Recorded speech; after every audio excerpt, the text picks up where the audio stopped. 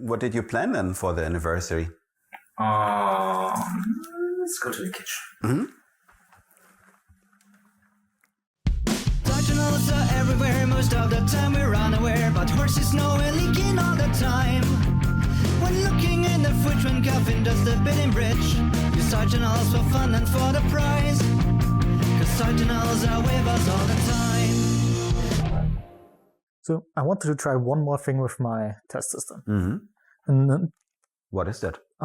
So I read that there are some so-called trusted execution environments, or simply TEEs. Yeah, but these trusted execution environments, how do they compare to virtual machines or maybe sandboxes? They have a completely different threat model, so pretty much nothing is trusted except of the hardware. Aha, so also not the operating system? No, the operating system is also not trusted. So how does that work? So you have some hardware mechanism that forms like a trusted computing pace. Mm-hmm. So the TCP. TCP. Mm-hmm. What does the TCP do? The TCP provides you with some core functionalities that you require. So encryption and decryption maybe? No, more like run this code. It was also one of my favorite games as well. It's not fair. I understand that the online multiplayer mode doesn't work anymore if they shut down the servers. But, you know, the offline campaign mode, I really don't get it. That's what I mean. Yeah, I think it must be because they have some anti-copy protection in there. Oh, you mean an anti-piracy check in the game? Yes, some DRM mechanism, something like that. Oh, okay. But I can already run code on my system. I hate DRM. DRM is like the perfect example. There are people who pirate video games. It's not pirated. The question is, how do you prevent them from doing that? That's then the DRM checks. Yeah, but people can bypass these DRM checks. Yeah, okay. If you modify the binary a bit, then you can crack a game, sure. Yeah, but how do you prevent them from modifying the binary? So you would need to guarantee that the code that is running on the system is running without modifications. And you wouldn't have to do this for all the code of the game, but just the DRM check. Exactly, but where do you get these guarantees from? And that's what I get from the TEE. So you have a function to run code in a trusted way, and that's the reason why we have it. I have looked at some TEs some time ago. Oh, really? Yeah, for a university project. Let me look that up. So there is ARM, RME, CCA, TrustZone, Intel SGX and TDX, AMD SEV, and many more. Okay. But actually all of them have similarities. If you take TrustZone and SGX, for instance, they try to protect parts of a program by running it in a different mode. A different mode? Yeah, in SGX it's called an enclave. Huh. Enclave. Yeah, so that enclave, it cannot be reached from the outside. So for SGX, that means if you have data and code inside that enclave, they cannot be accessed from the outside. And it's similar for TrustZone. Okay, but it's my computer, right? I still probably can access it just with root or kernel privileges, I guess. No. That's the idea behind it. The hardware guarantees it.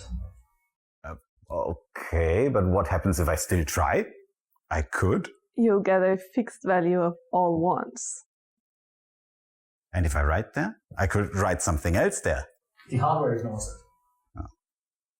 I don't know, it's my computer. I can just read the contents from the DRAM bus, right? Have fun. Or mount a cold boot attack, where I freeze the RAM module of the running computer and then quickly attach something else and read the memory contents. That are encrypted. Huh. But I could still manipulate things maybe. Just copy an encrypted block from before to the same location and then... A replay attack. Yes. Well, not all TEEs use encrypted memory, and not all have replay protection, but SGX does. Mm-hmm. They have an encrypted memory region of like 128 megabytes. And in there, they also have this Merkle tree that guarantees integrity and freshness. Okay. So you basically get then from this block, you basically get cryptographic guarantees that the code is running exactly as you want it to run and not modified. There is also remote attestation there. A remote party can check whether your platform and the trusted binary is sort of authentic, not manipulated. Sounds like a party for DRM developers. But Claudio, why do you want to use DRM for the test system? I don't trust the student code, so I can run a test system essentially in SGX. Wouldn't it be better to run the student code in SGX? That wouldn't make any sense. SGX protects the enclave from the outside, not the outside from the enclave. Also, you cannot just put an application inside SGX because you cannot use all instructions inside an SGX enclave. So you have no system calls and so on. Restricted in what way? I mean, if someone tries an instruction that is not allowed, for instance, a system call, then you get a fault. So you would have to do that in a more cooperative way then? Yeah, there are also frameworks that help you doing that. So you have the Grammar framework. So they tunnel system calls through the host application. I think we should also discuss the idea of untrusted code within enclaves later in this episode. That's unfortunate. What kind of appointment is it? I'm inviting her to...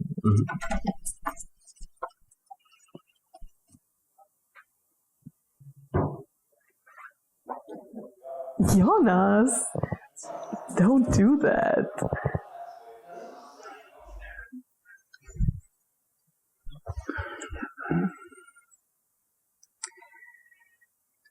Oh, but TEs. Yeah. It's like you cannot see inside what's going on. But what about side channels? Well, they can make some side channels more difficult because, you don't have access to the enclave's memory, so no shared memory. Okay. So this prevents flush and reload. But what about prime and probe? Prime and probe is still possible. Mm-hmm. And branch prediction side channels? Yes, but it depends a bit. If you use performance counters for that, then not. Why no performance counters? Yeah, because they don't count SGX activity. So you wouldn't see any change in SGX activity then. So prime and probe then? Yes, but that only works if the code inside the enclave is vulnerable to side channels. And Claudio's code was vulnerable. I fixed it a long time ago. Also, you forgot one thing. I could also run the student code in Enclaves. You're right. But even if you do that, prime and probe is just a sequence of memory accesses that's still possible, even from within an enclave. And that's what we explored in our malware guard extension paper. We showed that we can mount prime and probe attacks from within an enclave on a co-located enclave on the same system. Malicious enclaves, you see? This is when you start with DRM. And now students can hide cache attacks, malware basically, inside enclaves. What does Intel say about that? Intel says it's out of scope. What? But yeah. You can build real attacks with that. Yeah, but Intel says side channels are outside of the scope and malicious enclaves are outside of the scope because they sign the enclave, so they are trusted. And the side channels are the responsibility of the developer. Great. So that's my job now? Yeah, but if you don't introduce any side channel vulnerabilities, you're good. As if that would be so easy. What about other TEs? Are they also vulnerable to side channels? Yeah, pretty much everything. If you want to get rid of software side channels, you have to run the trusted code on a separate chip. Apple has a secure enclave processor, right? Yeah, that's true, but then you're also kind of restricted because you can't run your own code on that then. And then side channels are impossible. No, but you might have to resort to physical side channels then. How do these faults work inside enclaves? Like running an instruction that's not allowed, accessing an invalid memory location or a memory location that's just not there yet, like a normal page fault. I just explained it to Daniel earlier. So, not all trusted execution environments support that, but some actually do. SGX does. In SGX, when you trigger a page fault or any other interrupt, you get an asynchronous enclave exit. Asynchronous enclave exit? Yes, or short AEX. What does it do? Well, it's similar to an interrupt for a user space program. It makes sure everything is safely stored in some secure area. For a user space program, that's the kernel stack, right? Yeah, but the kernel stack cannot be trusted from the perspective of an enclave. So it uses a separate area. And you can't read that? No, it's a protected enclave page. Not even from the kernel. You cannot read or write that from anywhere outside the enclave. The sound insulation is not great. You still hear them through the door. If they really want to go sure they're not overheard, they should go to another physical location, not just an isolated room. Yeah, kind of like SGX Enclaves. Separate compartments, but side channels still work.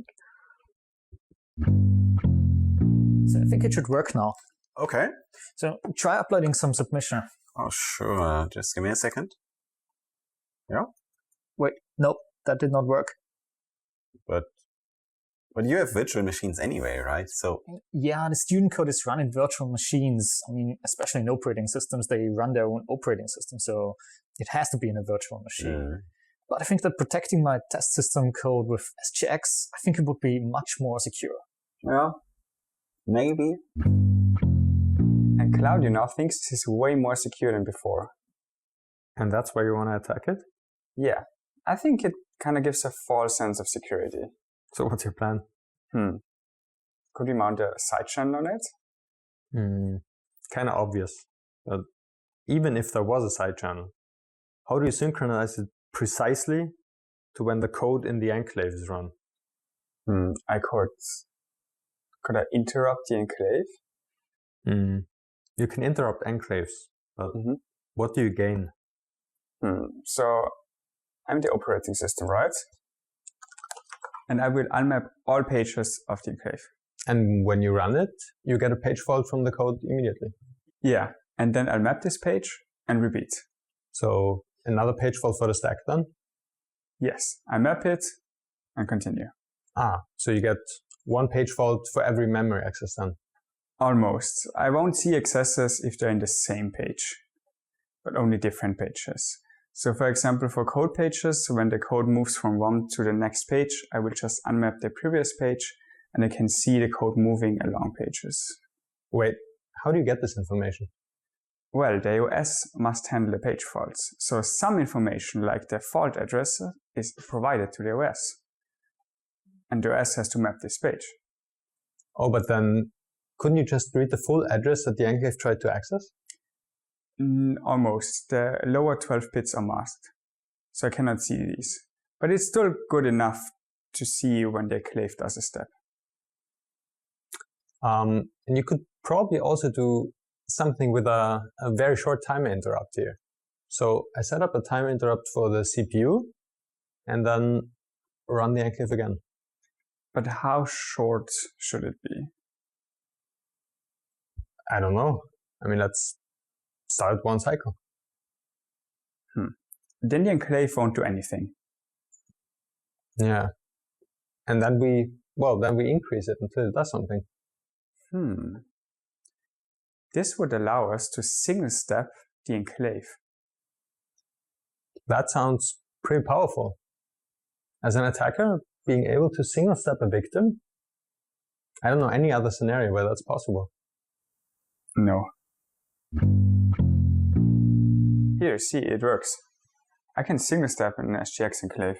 Oh, that sounds really cool. Maybe you should put it on GitHub or something. Like single step SGX. Good idea. I'll have a look.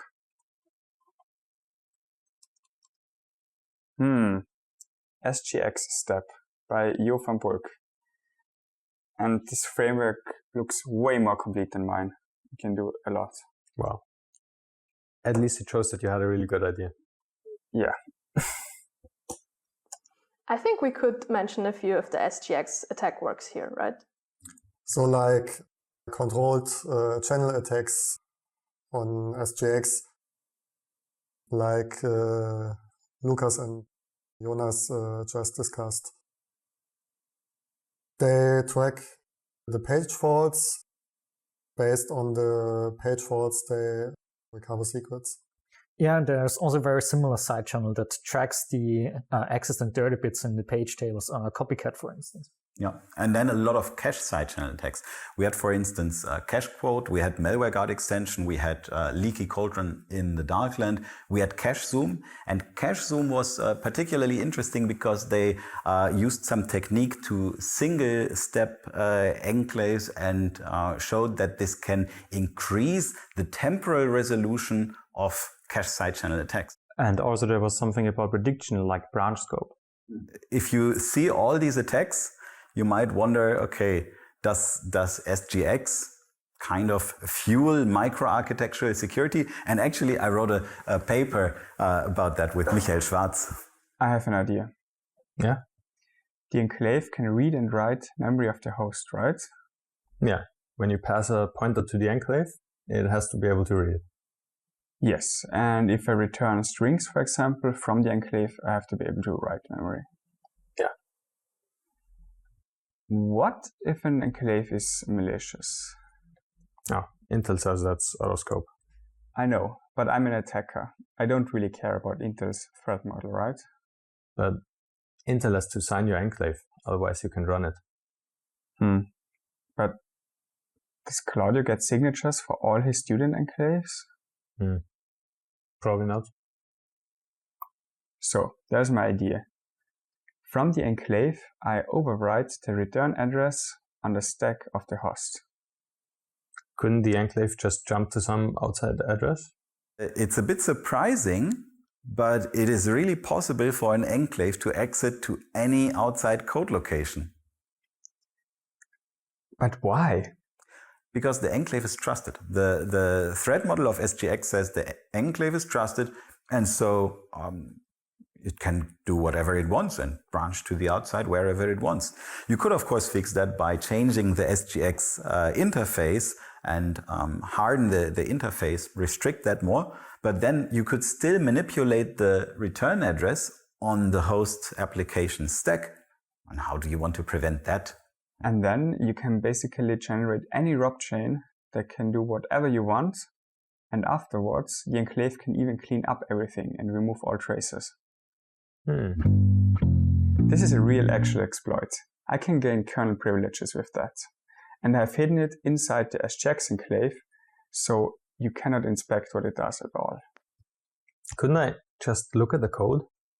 No, it's all encrypted, and it's decrypted inside the enclave after the remote attestation to make sure the system was not tampered with. Yeah, that's pretty bad. It really is bad. What's pretty bad? I can run an exploit on your test system inside an SGX enclave. Okay. Yeah, I mean, that's nice, but I don't run the student code in Enclaves, and I have access to the source code. I think it's still a relevant idea. I mean, well, you can try and send it to Intel, but I'm pretty sure I know what they're going to say. It's not part of their threat model. Yeah, we all know what they will say.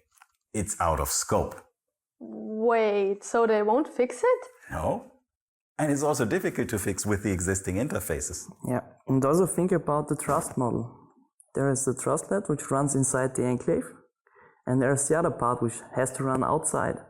You would need to complete the trust model to fix that.